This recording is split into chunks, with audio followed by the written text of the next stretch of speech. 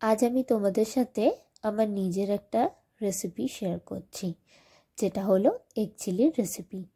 প্রথমে আমি egg boil করে কাট করে নিয়েছি মাঝখান থেকে।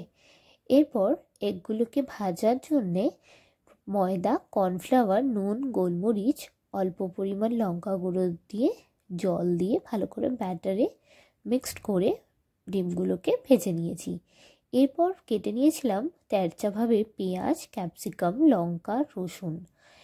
এরপর এগুলোকে ভেজে নিয়ে নুন, গোলমরিচ, মিষ্টি, tomato sauce, chilli sauce, soya sauce, vinegar দিয়ে মশলাগুলোকে রেডি করে গরম জল আর কর্নফ্লাওয়ারের অল্প গ্রেভি বেঁচেছিল সেটাও দিয়ে দিয়েছি।